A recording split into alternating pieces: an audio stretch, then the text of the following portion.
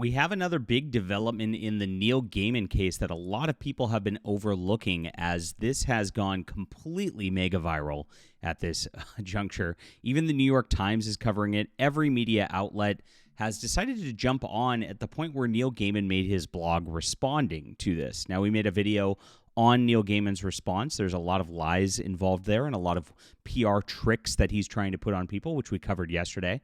But this is really telling to me that he threatened Tortoise Media when the original allegations came out, which was about a half a year ago now, and has been sat on by the media, sat on by the publishing industry this entire time. These threats are weird because he doesn't want the actual evidence coming out, which is telling to me here. So let's get into this news in just a moment.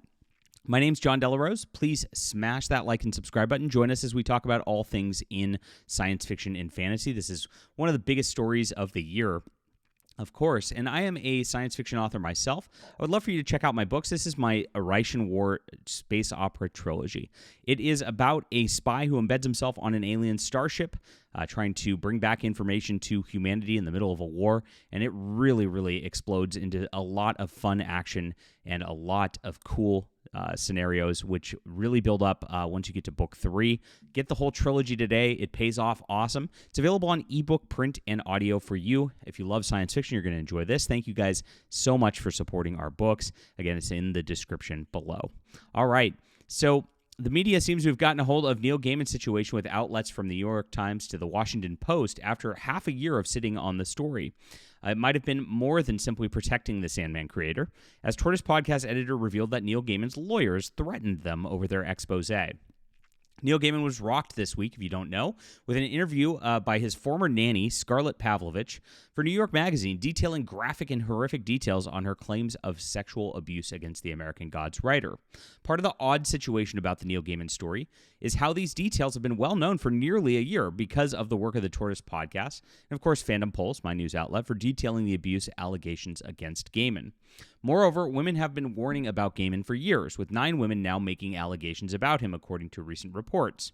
And he's given signs throughout his works of his creepy fetishes inserted into his books like The Sandman, as well as virtue signaling about his polyamorous, degenerate lifestyle with Amanda Palmer that led to personal problems for the author over the last several years.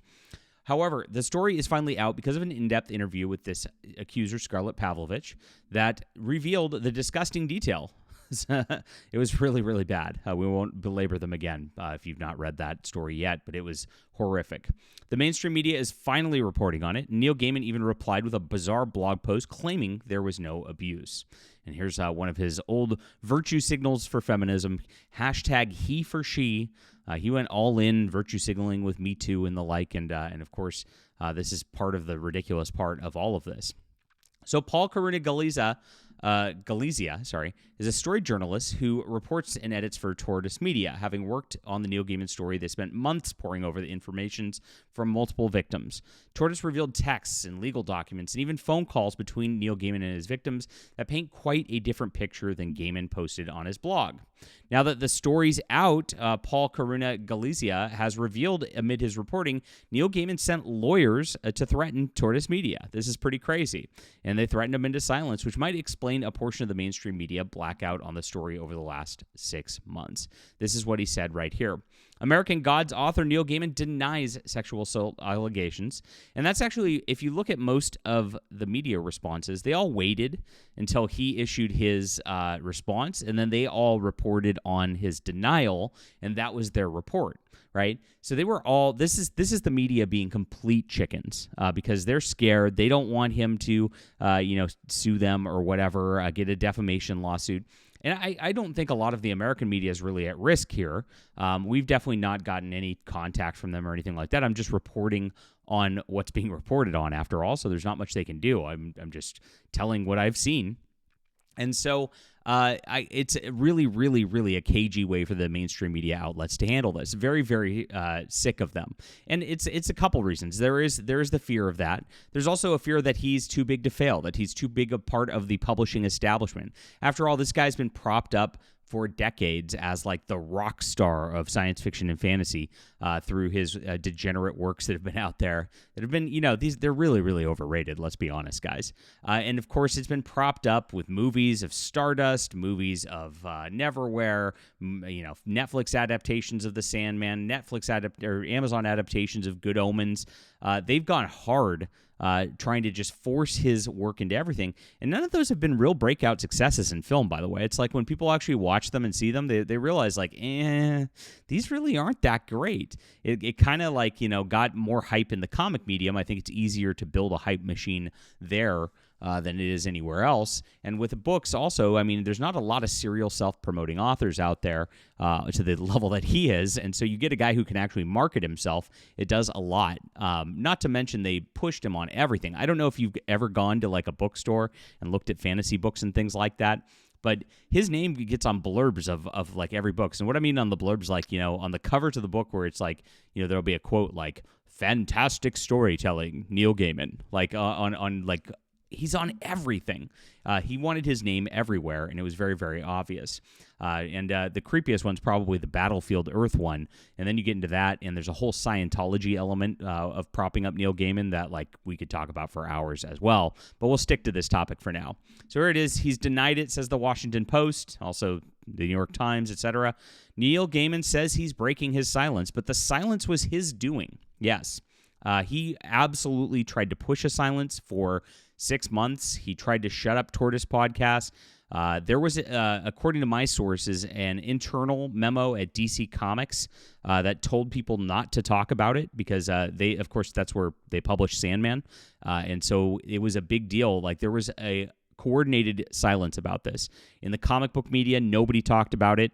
Heidi McDonald from Comics Beat, one of the main journalists who talks about comics, Rich Johnson, they didn't report it on their website up until this as well. There was definitely like some sort of gag order, and I think there was pressure going on behind the scenes for sure. And this is a big one where they hit Tortoise Podcast as well. He responded to the allegations we put to him last year in lengthy legal letters. So yes, this was not his first response to the allegations. This is his first social media response to the allegations. He definitely responded right away. He tried to squash their story, tried to bury it. He hired a PR crisis firm, by the way. So if you went out and searched Neil Gaiman over the last 6 months, there were bots everywhere posting and responding to try to SEO, that's search engine optimize, his works like the Sandman movies, TV show, and the Good Omens TV show. You were flooded with just information about those in order to try to make sure that people were not talking about this. And it worked to some degree until New York Magazine brought this to light the other day. That was the big waterfall moment. He thought he could bury it. He thought he could silence everybody. He thought he could make it go away, and he was wrong, and that's it. So here's the harrowing part of exactly what he's done to Tortoise Media, each one carrying a threat of defamation and privacy claims, each one demanding we don't quote letters or give any indication of where the material they contained came from. So not only defamation threats, of course they did that, but it's very, very difficult, of course, to get that going, especially in America when he's a public figure, as he is, when people are discussing these things and they're discussing claims from these women, right? Privacy claims is interesting, and I think he went after Tortoise Media specifically because the UK laws out there actually, they have privacy laws and things like that that are way more robust than America, hoping that he could get something to stick on this front. Now, it was so obvious that this was not defamation, that this was very true, that these are accurate claims that they were reporting, that as much as he sent out those letters, you see there's not any suit or anything like that, and Tortoise is not afraid to talk about it. So the weirdest part, though, he demands they don't quote letters like from the women and the like, and text messages and things like that. He demanded that these people not actually post the evidence that they were given. That's really, really weird. Why now? If Neil Gaiman on his blog yesterday, he said that like all the text messages he read were happy ones, and not to exact what was said. Well, I'm sure there were a few that were like that, right?